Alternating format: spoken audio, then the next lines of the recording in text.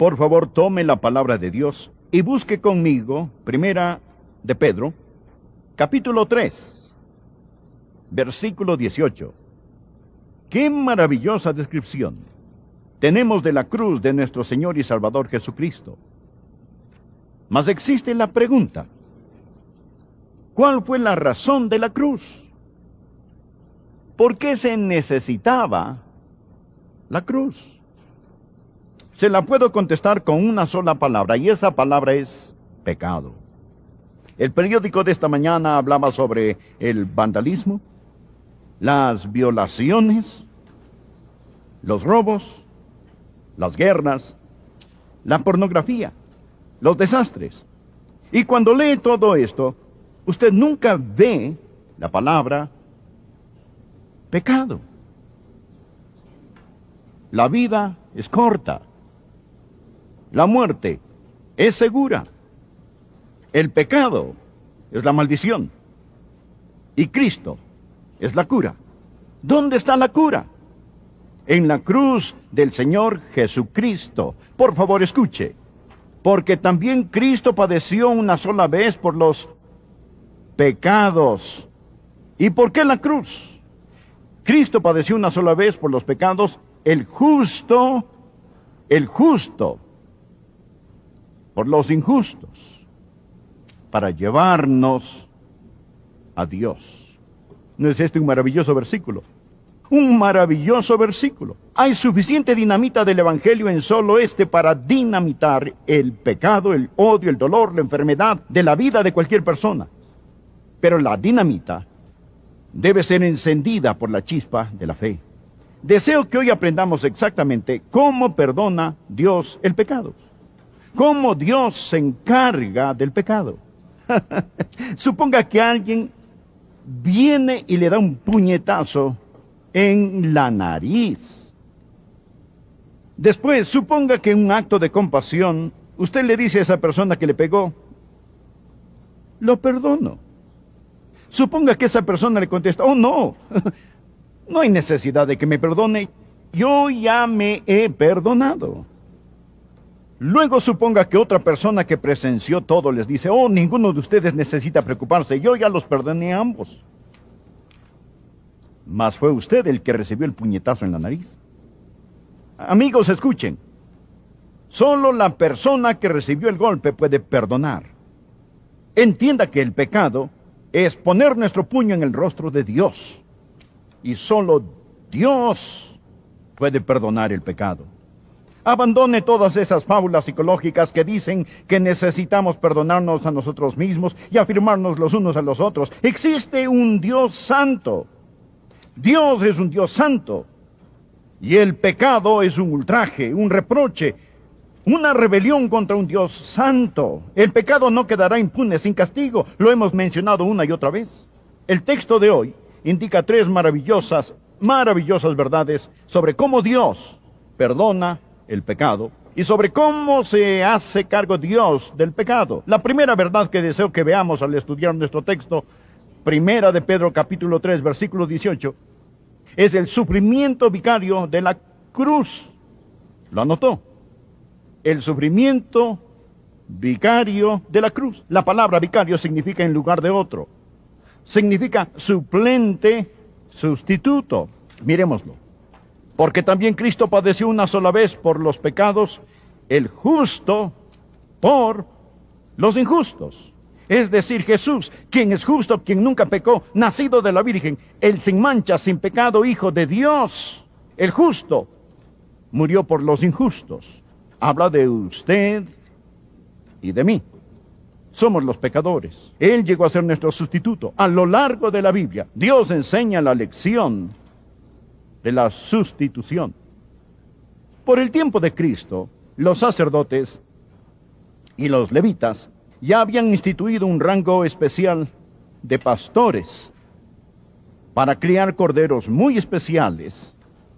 Los de la Pascua eran los mejores, los más finos, y se les criaba en Belén.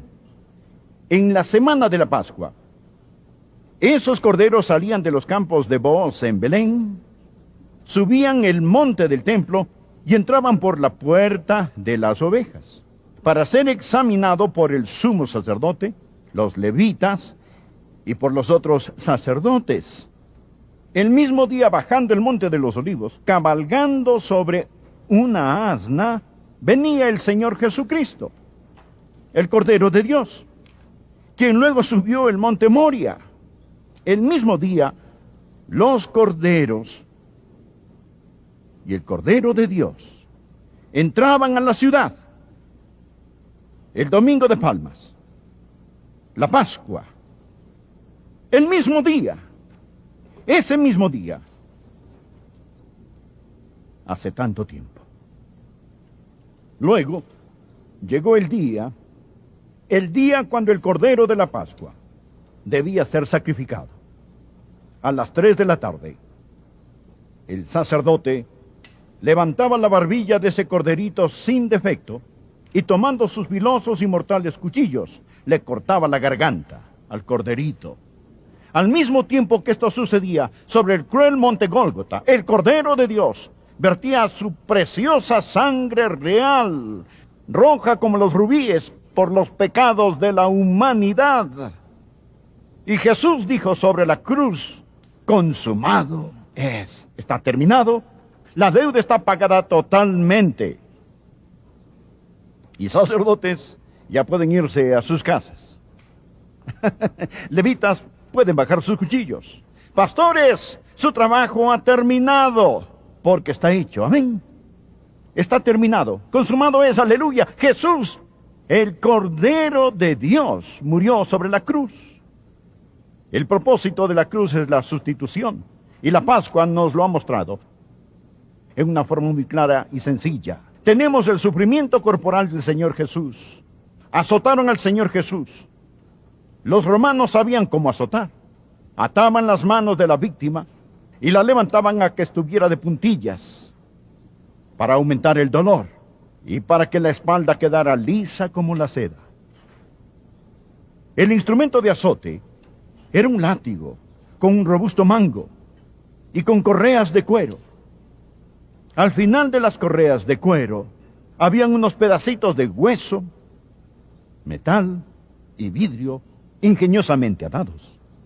Usaban a 2 azotadores, 2 verdugos. Y al ser estirado el cuerpo de la víctima, uno de los verdugos comenzaba en la nuca y descendía. El otro empezaba en los tobillos y ascendía. En equipo, estos 2 verdugos despellejaban a esa persona, parada y estirada de puntillas. Al enroscarse el látigo alrededor del cuerpo, desprendía un pedazo de carne cada vez que lo jalaban. Estos eran hombres experimentados, que sabían muy bien cómo azotar y desprender la carne de tal forma que los nervios y músculos quedaran expuestos, sin sacarle los intestinos. Al soltar a la víctima después de ser azotada, esta caía postrada en el suelo. Los hombres no salían caminando, salían gateando. Por ello la Biblia dice que llevaron a Jesús atado y le entregaron a Pilato. ¿Por qué lo llevaron? Porque estaba demasiado débil para caminar. Por eso después Jesús se tropezaba y caía y no podía cargar la cruz. El abuso físico del Señor Jesucristo. Ellos lo golpearon con sus puños. Luego le dieron una paliza con palos. Por último lo sacaron para la verdadera crucifixión. ¿Conoce usted el por qué los romanos usaban la crucifixión? ¿Sabe por qué usaban la cruz? Hablemos de crueles castigos. La crucifixión tenía como fin el ser cruel. La crucifixión tenía como fin el ser inusual. La crucifixión tenía como fin el inspirar puro terror.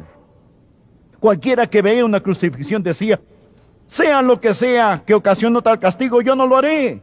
Romanos, haré lo que me ordenen, pero no me crucifiquen.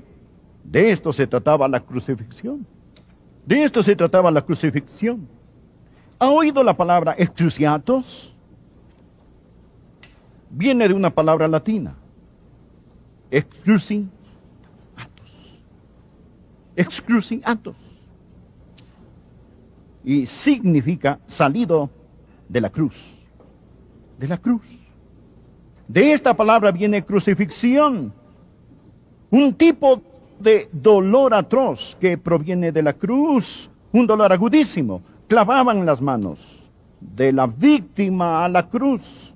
Ellos separaban los metacarpos, poniendo el clavo aquí, no en la palma de la mano, sino en la muñeca, para que no se cayera de la cruz. Trataban de golpear el nervio del medio, para transmitir el dolor por el cuerpo hasta el torso. Penetraban esos clavos a través de esos nervios. Lo crucificaban con sus brazos en un ángulo de 90 grados. Pero cuando el cuerpo caía, sus brazos quedaban en un ángulo de 65 grados, quedando sus brazos así.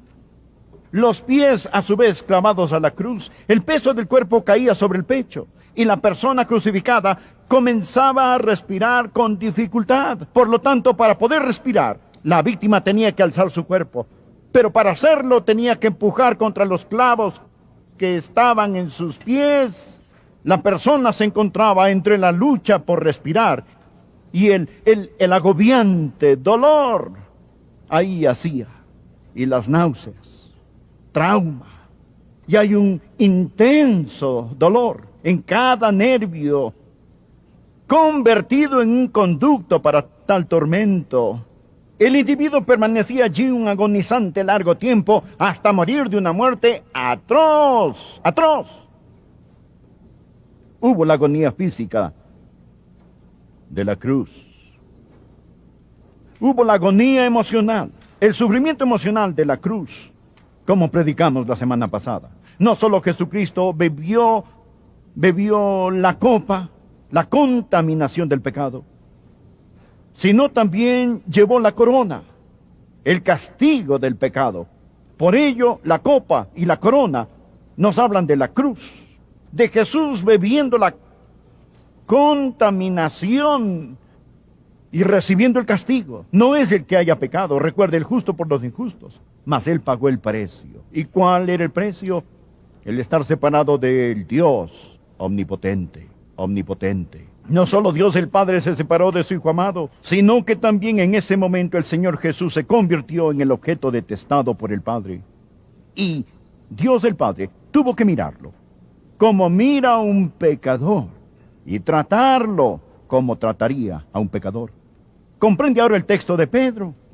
También Cristo padeció una sola vez por los pecados, el justo por los injustos. Este es el sufrimiento vicario de la cruz. El sufrimiento vicario de la cruz. Aquí está la segunda verdad que deseo que observe. Amigo, mi corazón se conmovió tanto al estudiar para este sermón. Quiero que vean la satisfacción vital de la cruz. La satisfacción vital de la cruz. Miremos el texto. Hay una palabra que no quiero que pase por alto. Mírela. Porque también Cristo padeció. ¿Cuál es la próxima palabra? No puede escucharlos. Una vez por los pecados. Por los pecados. Amigo, esto no significa había una vez. Esto significa una vez y para siempre. Significa una vez y para siempre. Al decir Jesús, consumado es, dijo que la deuda quedó cancelada totalmente. Recuerdan que he mencionado que en Roma, cuando encerraban a un hombre en prisión, cuando se le encontraba culpable de un crimen, ellos lo encerraban y escribían un certificado de deuda que lo pegaban a la puerta de su celda. Era su deuda al Estado y a la sociedad. Era lo que su pecado, su crimen había provocado. Se lo llamaba un certificado de deuda y lo ponían en la puerta de su celda. Después de servir su tiempo, pagar la pena y satisfacer las deudas de la ley, entonces escribían sobre este certificado de deuda pagado en su totalidad y se lo entregaban al prisionero. ¿Sabe cuál era la palabra que escribían sobre este papel? Tetelestai. ¿Sabe lo que significa? Consumado es. Consumado es. Está cancelado. Ese hombre no tendrá que regresar a prisión otra vez. Nunca volverá a estar en peligro o será arrestado por el mismo crimen. Si lo acusaban, podía decir, sí lo cometí, pero yo pagué. Está consumado. No pueden llevarme 2 veces por el mismo crimen. Esto es lo que dice, que Jesús padeció una sola vez por los pecados, y qué blasfemia es decir que necesitamos otro sacrificio por los pecados. Hebreos 10, de los versos 12 al 14. Pero Cristo, habiendo ofrecido una vez para siempre un solo sacrificio por los pecados, se ha sentado a la diestra de Dios. De ahí en adelante, esperando hasta que sus enemigos sean puestos por estrado de sus pies. Escuchen esto, porque por una sola ofrenda hizo perfectos para siempre a los santificados. Aleluya. Este es el porqué de la seguridad eterna. Sabía que si pudiera perder la salvación después de haberse salvado, lo cual no es posible, pero supongamos que pudiera perder su salvación. Para que pudiera salvarse nuevamente, Jesús tendría que morir otra vez. Verá, cuando Jesús murió, fue solo válido para una salvación, porque con una sola ofrenda hizo perfectos para siempre a los santificados. Jesús dijo, consumado es, cancelado, pagado totalmente. No hay nada que se pueda hacer ni que necesite hacer. Existe el sufrimiento vicario de la cruz, la satisfacción vital de la cruz. La Biblia dice en Isaías 53:11 que Dios el Padre verá el fruto de la aflicción de su alma y quedará satisfecho. Dios está satisfecho con lo que Jesús hizo sobre la cruz. La deuda del pecado está pagada. Aleluya. La tercera verdad que deseo que vea. No solo el sufrimiento vicario de la cruz, no solo la satisfacción vital de la cruz, porque también Cristo padeció una sola vez por los pecados del justo, por los injustos, sino también la salvación victoriosa de la cruz. La salvación victoriosa. Cristo padeció una sola vez por los pecados, el justo por los injustos. ¿Para qué? Para llevarnos a Dios. ¿Lo ve? Léalo. Para llevarnos a Dios. ¿Qué hace el pecado? El pecado nos separa del Dios Santo. ¿Qué hace la cruz? Sobre esa cruz, Jesús tomó a Dios Santo con una mano, al hombre pecador con la otra, y por medio de la sangre de su cruz, Él reconcilió a Dios y al hombre. Él hizo la paz por medio de la sangre de su cruz, para con esta llevarnos a Dios. Escuche Romanos 5:10, porque si siendo enemigos, fuimos reconciliados con Dios por la muerte de su Hijo, mucho más, estando reconciliados, seremos salvos por su vida. Para llevarnos a Dios. La palabra llevarnos en griego es prosego, que significa tomar a un individuo y presentarlo ante un rey o un dignatario. Esto es lo que Jesús hizo. Jesús nos ha tomado de la mano para presentarnos ante Dios el Padre. Él nos lleva a Dios. Él intercede. Padre, estos son míos. Yo los compré con mi sangre sobre esa cruz. ¿Lo anima usted? A mí sí me anima. El rey David en el Antiguo Testamento tuvo un hijo. Su nombre era Absalón. Y Absalón se rebeló contra su padre. Había una mujer en el reino que le dijo a David, usted necesita hacer algo para reconciliarse con su hijo, para que él regrese, para traer a su hijo. Pero David no lo hizo. Dicha mujer le dijo, rey David, usted no está actuando como Dios actúa. Por favor, anote este precioso versículo en el margen de su Biblia. Es un increíble versículo. Segunda de Samuel 14:14. Esto es lo que esa mujer le dijo a David. Porque de cierto morimos, y somos como aguas derramadas por tierra, que no puede volver a recogerse. Ni Dios quita la vida, sino que provee los medios para no alejar de sí al desterrado. ¿No es este un gran texto evangelístico del Antiguo Testamento? Somos como aguas derramadas por tierra. Ni Dios quita la vida, sino que provee medios para no alejar de sí al desterrado. Dios tiene un medio para traernos de regreso